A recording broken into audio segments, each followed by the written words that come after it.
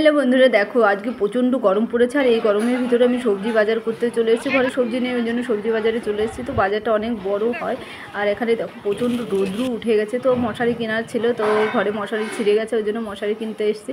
তো 3টা মশারি নিয়ে নিয়েছি, এই কালারের 2টো আর গ্রিন কালারটার একটা নিয়েছি। মোট 3টা মশারি নিয়ে নিয়েছি।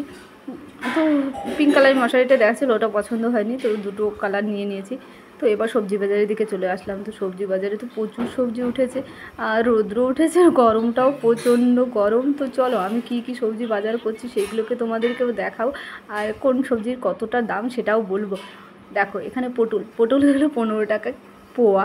তো আর উচ্ছে গেলো 20 টাকা, 10 টাকা পোয়া। তো 20 টাকার হাফ কিলো নিয়েছি। লাউ নিয়েছি একটা, লাউটার দামটা একটু বেশি হয়ে গেছে, 25 টাকা নিয়ে নিয়েছে। তো যাক, যেমন নিয়েছে।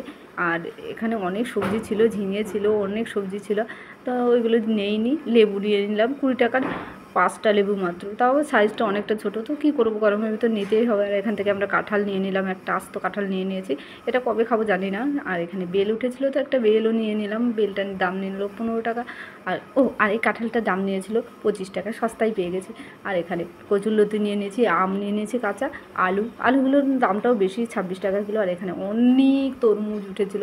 আর আমি আমার পছন্দের মতন একটা তরমুজ নিয়ে নিয়েছি। তার আগে আমি এই দেখো এই মৌসুমিগুলো নিয়ে নিয়েছি। তরমুজটা লাল হবে কিনা আমি দোকানদারকে জিজ্ঞেস করে নিয়েছিলাম। আর আমাদের জন্য বাজার করছি, তো ঠাকুরের জন্য কিছু একটা বাজার করে নিই, ওই জন্য ঠাকুরের জন্য একটু প্রসাদ নিয়ে নিলাম। আর এখানে সব বাজার নিয়ে এখন আমি দাঁড়িয়ে আছি।